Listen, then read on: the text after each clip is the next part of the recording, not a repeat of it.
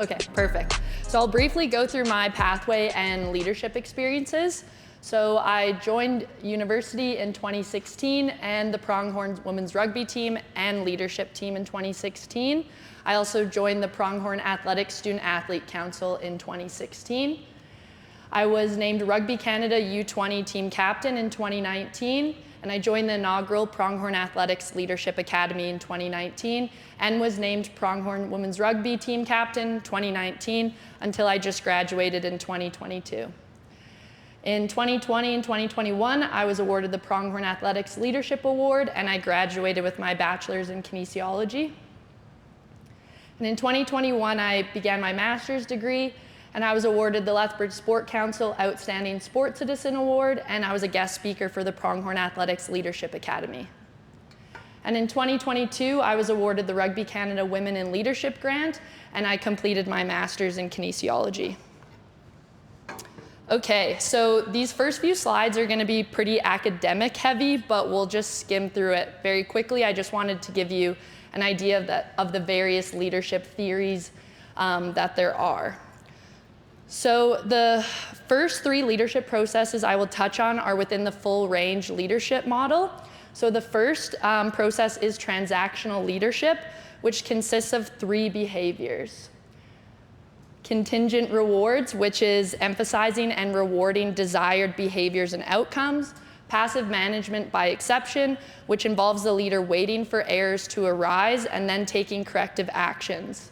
And active management by exception is when the leader prevents errors from occurring by actively controlling them.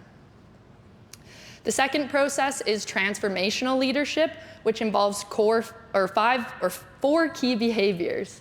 So the first is idealized influence, where the role models demonstrate values and beliefs.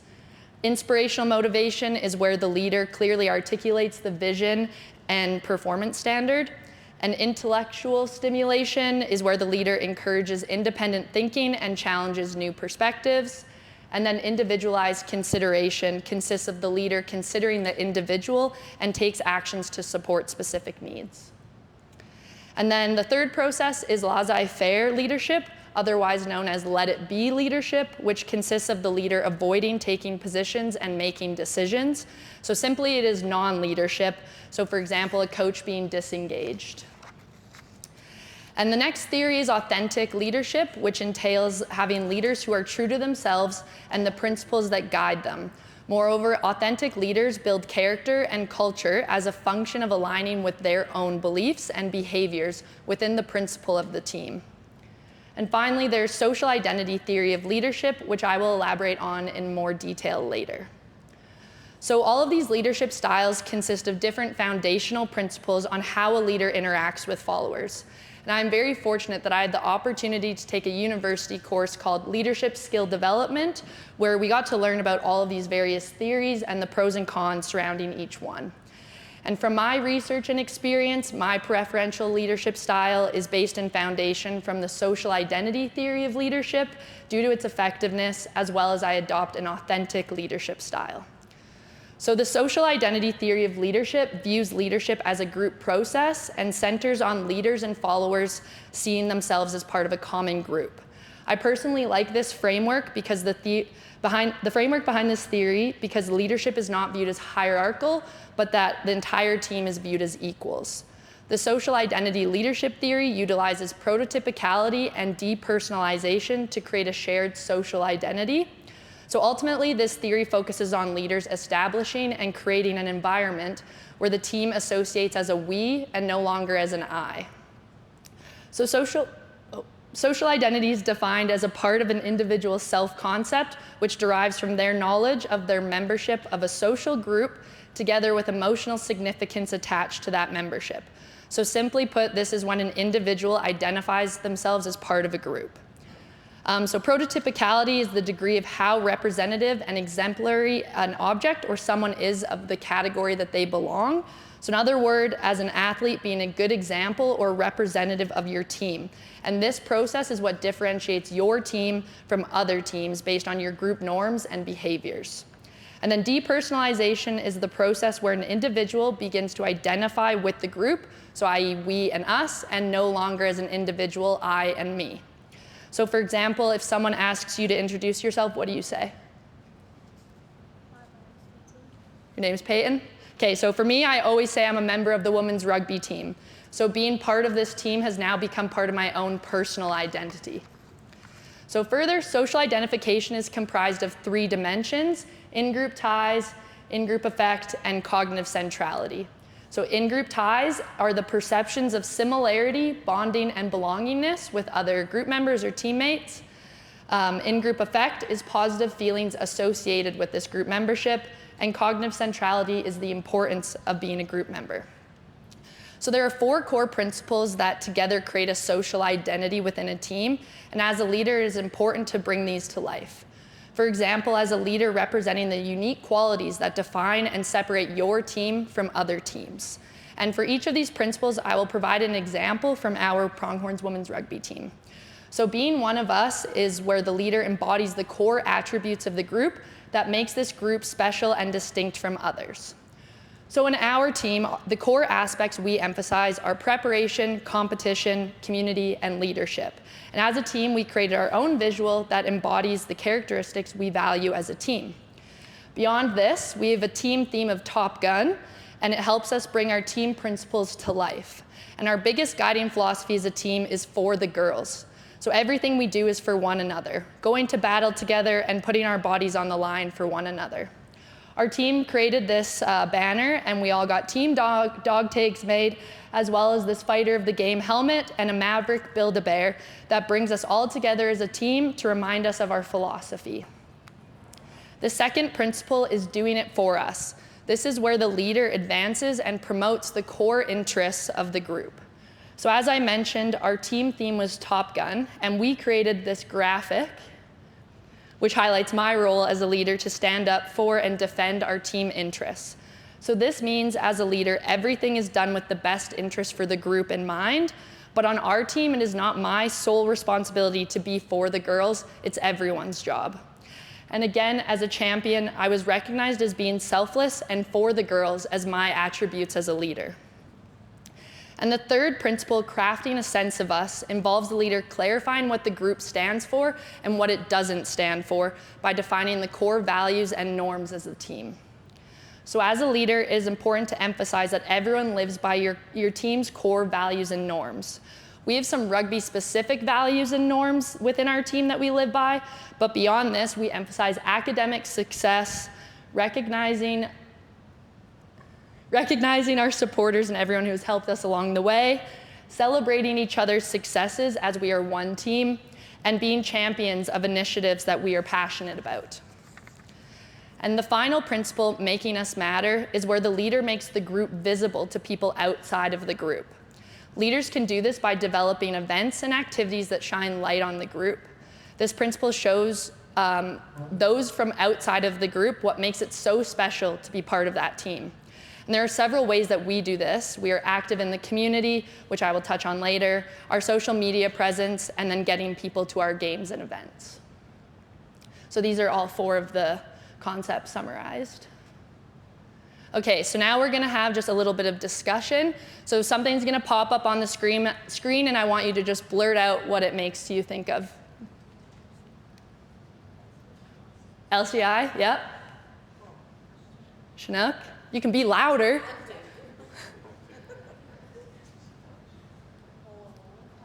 Comets, yep. Awesome.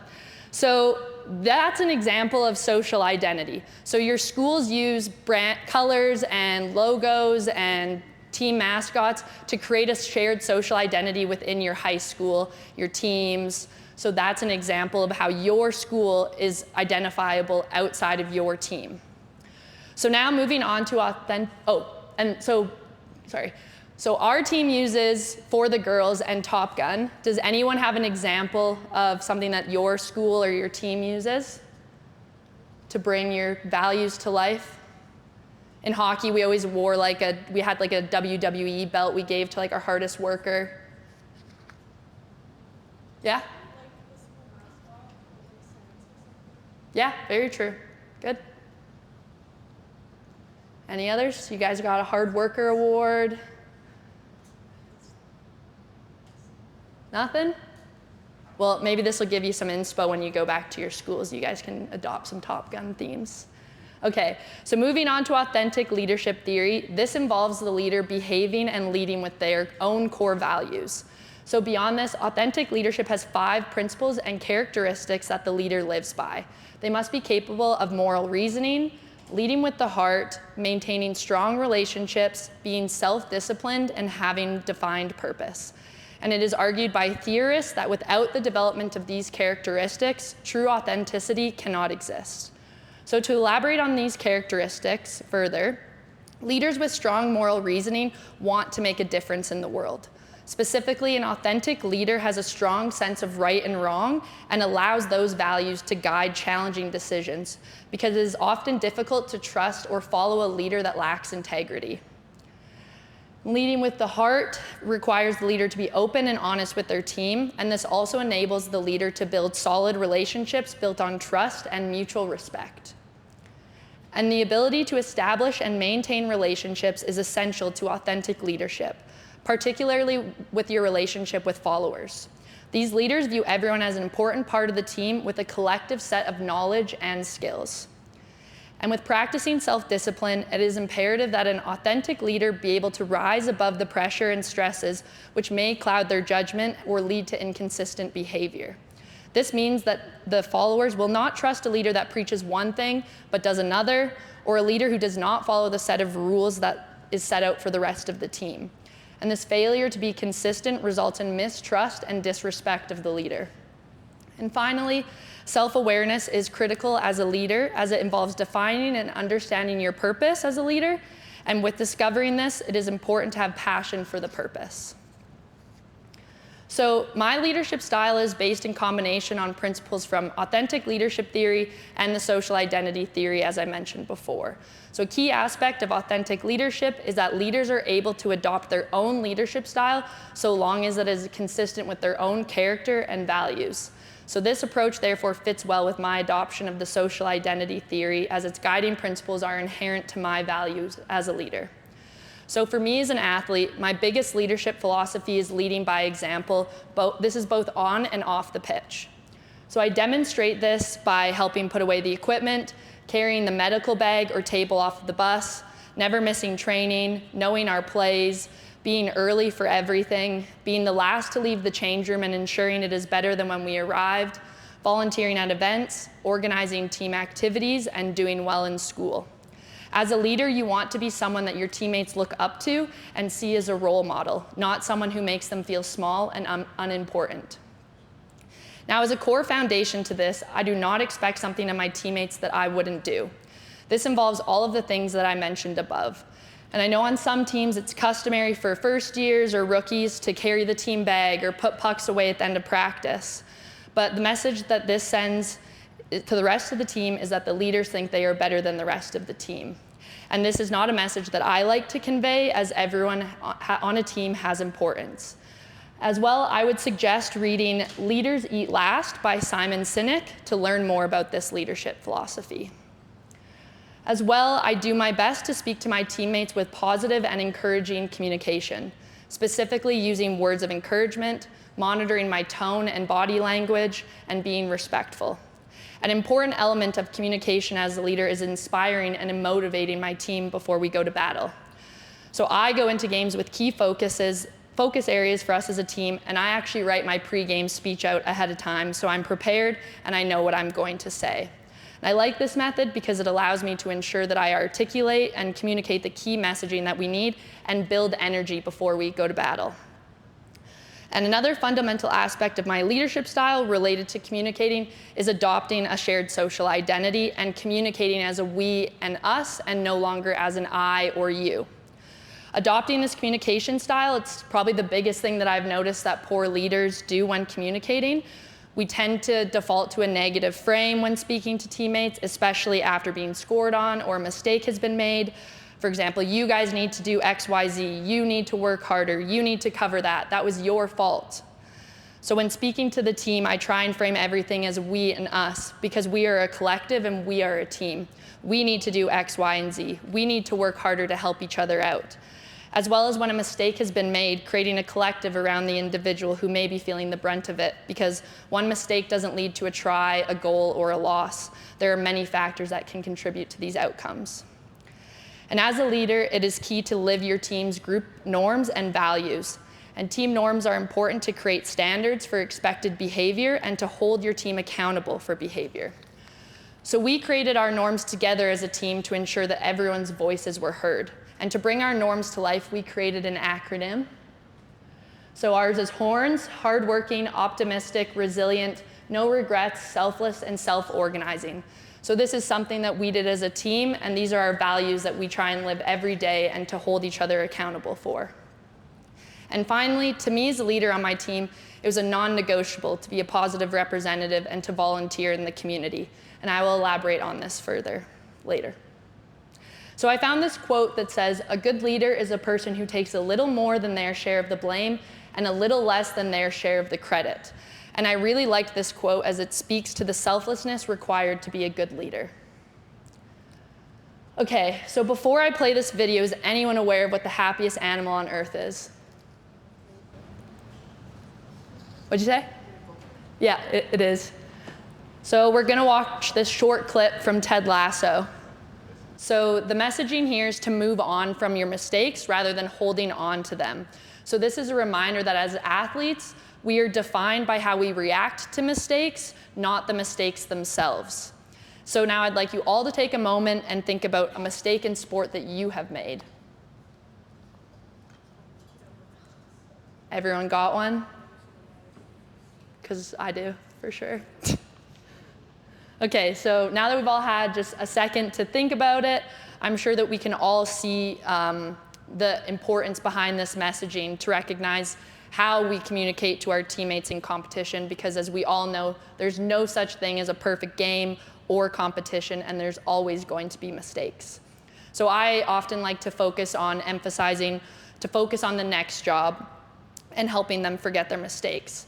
And also within our team, we have created a reset button that we use when we make a mistake, and we have a physical button on our jerseys. So you can hit this button for someone else or yourself, and this is a physical reminder in the game to reset after mistake. As well, our coach emphasizes fail fast, learn fast, fix fast, encouraging us to try our best and knowing we won't be punished or cut for making a mistake. So as social media has become ingrained in our daily lives, it is extremely important that we recognize as leaders the responsibility we have to our social media. Recognize that your social media reflects you, your team, and your school as you are a representative of such. So for me, a good rule of thumb has always been, if I wouldn't want my parents to see it, I won't post it. It's something to be very conscious of as you navigate using social media in your daily life. So this is what comes up when you Google my name. So just take a moment to reflect how confident you would be that if I Googled your name as a prospective coach, that it would only have content that you were fine with a coach seeing as their first impression of you. Okay, and then as a further example, in the NHL, a scandal happened in 2020 of a group chat from Instagram being exposed, and a player was removed from the NHL team, and another player was removed from the university sport team he was a part of, and from the university itself. So these are really good, tangible examples to consider when you're using social media, that these things can come back and it can have negative repercussions. Okay, so within leadership, there are some who are formal leaders on teams and some who are informal leaders. And it is important that we recognize both kinds of leadership are important and necessary for team success and cohesion. The roles between the leaders may be different, but all equally important. And sharing the leadership role between formal and informal leaders creates an optimal team environment with a stronger shared social identity. So research has actually shown that athletes believe 85% of their teammates display some kind of leadership. 19% is formal, and 66% is informal. So by definition, formal leadership is those formally designated as leaders on a team, such as a captain, and informal leadership is those who emerge over time as leaders by interacting with teammates. So I'm sure within this room we have a mixture of both formal and informal leaders. So does anyone have an idea of how we can make the most out of having both kinds of leadership? One example could be delegating tasks, sharing your roles, working together as leaders, and not being controlling as a captain, for example. Okay, so in this video, we're gonna see a movement happen in under 3 minutes. So to begin, the leader needs guts and confidence to stand out alone. So you see the leader dancing alone. And now comes in the first follower with a critical role. He publicly shows everyone else how to follow. The leader here embraces him as an equal, and it is now about them as a collective. Being the first follower is a form of leadership in itself, because by joining, he transforms the lone dancer into a leader. Okay, and here comes the second follower, which is the turning point. It is proof that the first follower has done well. And now there's 3, and everyone knows that 3 is a crowd. And it is important in this movement, however, that others see more than just the leader. Everyone needs to see the followers, because new followers copy the other followers, not the leader. And now comes 2, 3 more, and there's momentum building. And as more people jump in, it is no longer risky. They won't be ridiculed, they won't stand out, and they will be part of the in crowd if they hurry. And over the next minute, you will see the rest who prefer to be part of the in crowd or in group, because eventually they'd be ridiculed for not joining. And we have now witnessed a movement happen in under 3 minutes. So being a team leader in today's world requires much more responsibility than on-field leadership. Specifically, it is an expectation that student athletes be leaders in the community as role models for younger generations and their teammates. Community involvement helps bring positive attention to your team and school, builds community relationships, and allows you to give back to your community in a positive way. So some ways that you can be a leader in your community is through community volunteering and coaching. As well, within your own team, you can be a leader through athlete mentorship, training attendance, lack of tardiness, your attitude and behavior in training, mentorship of younger players in school and in sport, coachability, preparedness for games and trainings, diligence in your studies, connecting with teammates you know the least, and being respectful to match officials and opponents. And these are just some examples of ways you can be a leader outside of competition. And now I ask, what is your why? And this is important for you to find your why and your passion in your community involvement. Finding something you are passionate about contributing to makes it all worthwhile. Okay, so throughout my time as a student athlete, myself and our team have participated in several initiatives as representatives of the university and Pronghorn athletics. So I will touch on a few of my favorite ways that we have been involved in the community. First, I have been a plasma and blood ambassador for the past 5 years, and I have found enjoyment in being part of making a positive impact in people's lives alongside my teammates. And I was encouraged to become a plasma ambassador and organ donor from my head coach, Rick Suggett, and friend Logan Boulay, who both selflessly donated their organs. Another way we've been involved is volunteering at local events and helping out in various ways that we can. So pictured here is some of our team volunteering at a golf tournament. We have also been involved with volunteering at the Lethbridge Food Bank, Big Brothers Big Sisters, organizing bottle drives with all proceeds donated to kids sport, and several other initiatives led by student athletes.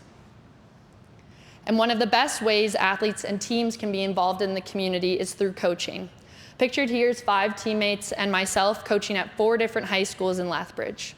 Volunteer coaching is a great way to give back to the sport you love, the community that has supported you, your old school team, and to also get coaching experience.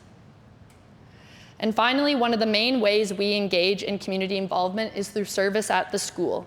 Pictured here is our team volunteering to help university students move into residence prior to school starting. As well, we have been involved in volunteering at numerous school events, organizing food drives within athletics, and coaching junior horns camps. And I challenge you to think of ways that you can contribute in your school environment. So after this session, I wanted to leave you all with some areas of focus. The first is to self-reflect. Reflect on your current leadership style and what is working and what isn't working. Be open to feedback. This relates to your coachability, but also feedback from your teammates. As a leader, it is important to have a growth mindset and always be open to improving. And finally, recognize the impact that you can have as a leader. As an athlete, people in the community remember you from playing or going to their games, but the largest and lasting impact you can have is from your community involvement. People will remember the impact you have had on them through your direct involvement and community service. As well, these interactions will leave you with more connections moving forward in life. The second is to build trust and confidence. This entails both your team and your leadership. And another great way to build trust and confidence in your teammate is to delegate roles and tasks that give other athletes ownership and leadership responsibilities. And finally, set the standard of excellence in training and community involvement. By doing this, athletes' athletic confidence will increase, and the standards to contribute may influence someone to get more involved in the community than they would have before. Finally, own your role. Make it your own. The leadership style that works best for me may not be what works for you, just like study habits. And with this, it is very important to recognize that leadership is a responsibility. Leadership is not about the title or the role. It is the action and the example that you lead with. So I included here a picture of some youth who are their team captains.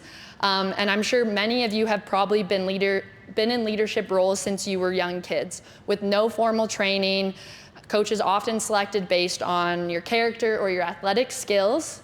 So as you navigate developing your leadership skills, find a leader that you respect, take opportunities to grow, back yourself and your leadership, and know that it's okay to not know everything as we continue to grow our leadership skills. And again, just a reminder, the book I mentioned earlier was Leaders Eat Last by Simon Sinek. And then at the end of the day, as a leader, you have to be you. We are all unique, and our leadership styles will reflect that. I believe there are core principles that are best for leaders to adopt, but the practices of those principles may be in different style depending on you, your team, your sport, and a million other contributing factors. To end, I will leave you with this quote. Great leaders don't set out to be a leader. They set out to make a difference. It's never about the role. It's always about the goal.